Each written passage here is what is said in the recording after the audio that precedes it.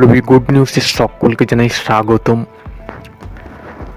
আজকে আমরা দেখে নেব বাম এবং কংগ্রেস দলের 26টি লোকসভা আসনের প্রার্থী কারা হতে চলেছে, অর্থাৎ সম্ভাব্য যে নামগুলি উঠে আসছে সেই নামগুলি আপনাদের জানিয়ে দেবো। অর্থাৎ আইএসএফ তাদের 8টি লোকসভা কেন্দ্রে প্রার্থী ঘোষণা করেছে এবং বামফ্রন্ট এবং কংগ্রেসের প্রার্থী তালিকায় নতুন কিছু মুখ এবং তরুণ মুখ উঠে আসতে পারে। আজকের ভিডিও আমরা দেখে নেব, তো চলুন শুরু করা যাক।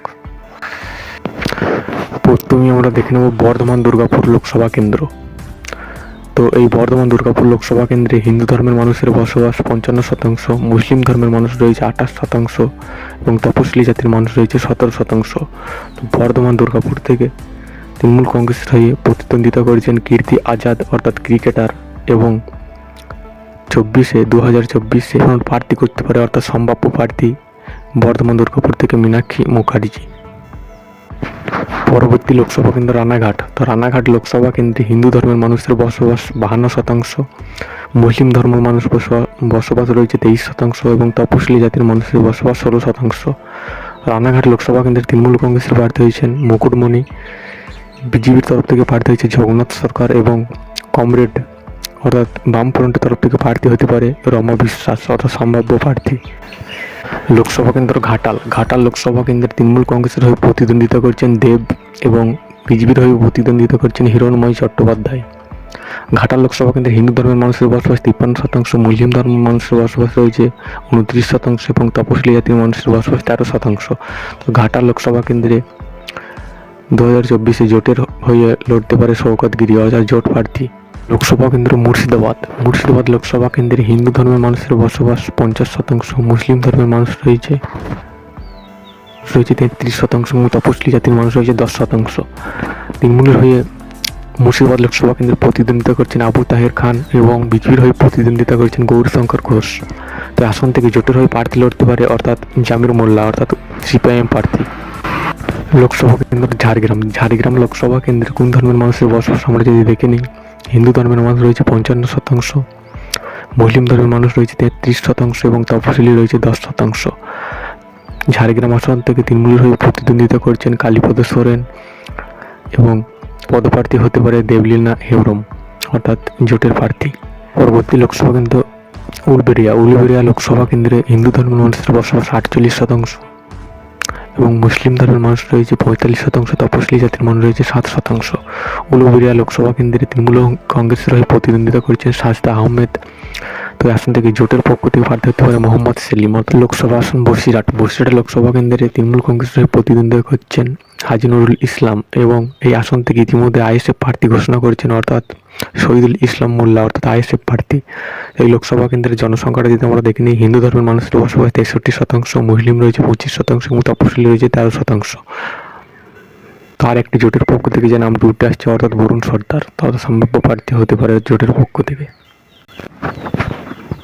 লোকসভা কেন্দ্র মথুরাপুর লোকসভা কেন্দ্রে হিন্দু ধর্মের মানুষের বসবাস 52%, মুসলিম ধর্মের মানুষ রয়েছে 40% এবং তপশিলি রয়েছে 8%। মথুরাপুর লোকসভা কেন্দ্রে তৃণমূল ইতিমধ্যেই প্রার্থী ঘোষণা করে দিয়েছেন অজয় কুমার দাস অর্থাৎ আইএসএফ প্রার্থী অর্থাৎ মথুরাপুর লোকসভা কেন্দ্রে। এবার চলে আসি বারাসাত লোকসভা কেন্দ্রে হিন্দু ধর্মের মানুষের বসবাস 52%, মুসলিম রয়েছে 40% এবং তপশিলি রয়েছে 18%। বারাসাত লোকসভা কেন্দ্রে তৃণমূল কংগ্রেসের হয়ে প্রতিদ্বন্দ্বিতা করেছেন কাকুলি ঘোষ দস্তিদার।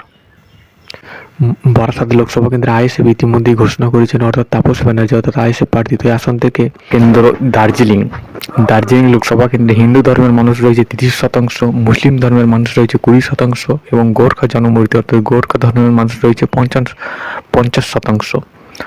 দার্জিলিং লোকসভা কেন্দ্রে জোটের অর্থাৎ কংগ্রেস প্রার্থী হতে পারে বিনয় তামাং এবং তৃণমূল কংগ্রেসের প্রার্থী হয়েছেন লামা।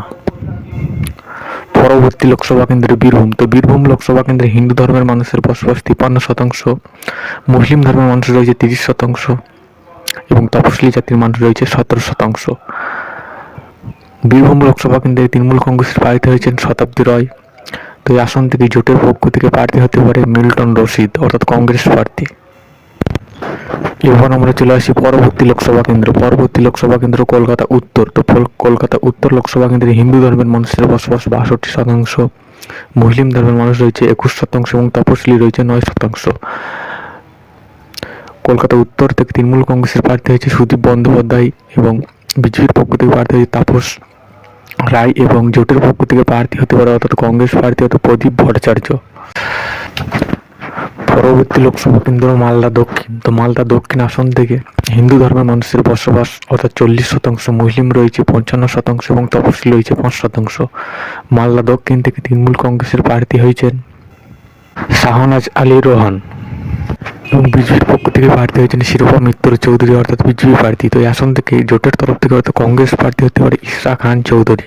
পরবর্তী লোকসভা কেন্দ্র পুরুলিয়া লোকসভা কেন্দ্রে হিন্দু ধর্মের মানুষের বসবাস 57%, মুসলিম ধর্মের মানুষ রয়েছে 13% এবং তপশিলি রয়েছে 30%। পুরুলিয়া লোকসভা কেন্দ্রে বিজেপির পক্ষ থেকে প্রার্থী হয়েছেন জ্যোতির্ময় সিং মাহাতো। তৃণমূল কংগ্রেসের প্রতিদ্বন্দ্বিতা করছেন শান্তিরাম মাহাতো এবং জোটের পক্ষ থেকে কংগ্রেস প্রার্থী হতে পারে অর্থাৎ পুরুলিয়া থেকে নেপাল মাহাতো। লোকসভা কেন্দ্র মালদা উত্তর থেকে বিজেপির হয়ে প্রতিদ্বন্দ্বিতা করেছেন খগেন মুর্মু এবং তৃণমূল কংগ্রেসের হয়ে প্রতিদ্বন্দ্বিতা করেছেন জঙ্গিপুর আসন থেকে তৃণমূল কংগ্রেসের হয়ে প্রতিদ্বন্দ্বিতা করছেন খলিলুর রহমান এবং এইখান থেকে জোটের পক্ষ থেকে প্রার্থী হতে পারে অর্থাৎ স্থানীয় একজন ব্যবসায়ী বা দীপা দাস মুন্সি। তো এই লোকসভাতে হিন্দু ধর্মের মানুষের বসবাস 19%, মুসলিম রয়েছে 69%, তপশিলি রয়েছে 11%। লোকসভা কেন্দ্র রায়গঞ্জ লোকসভা কেন্দ্রে হিন্দু ধর্মের মানুষের বসবাস 19%, মুসলিম ধর্মের মানুষের বসবাস 69% এবং তপশিলি রয়েছে 11%। রায়গঞ্জ লোকসভা কেন্দ্রে তৃণমূল কংগ্রেসের প্রার্থী কৃষ্ণ কল্যাণী এবং বিজেপির পক্ষ থেকে প্রার্থী দেবশ্রী চৌধুরী। এই আসন থেকে জোটের তরফ থেকে প্রার্থী হতে পারে আলী রহমান রমাজ অর্থাৎ কংগ্রেস প্রার্থী। লোকসভা কেন্দ্র বহরমপুর লোকসভা কেন্দ্রে হিন্দু ধর্মের মানুষের বসবাস 22%, মুসলিম ধর্মের মানুষের বসবাস 64%, তপশিলি রয়েছে 12%। বহরমপুর লোকসভা কেন্দ্রে তৃণমূল কংগ্রেসের প্রতিদ্বন্দ্বিতা করেছেন ইউসুফ পাঠান এবং বিজেপির হয়ে প্রতিদ্বন্দ্বিতা করেছেন ডক্টর নির্মল সাহা। জোটের পক্ষ থেকে ফের একবার প্রার্থী হতে পারে অধীর রঞ্জন চৌধুরী অর্থাৎ বহরমপুর লোকসভা কেন্দ্রে।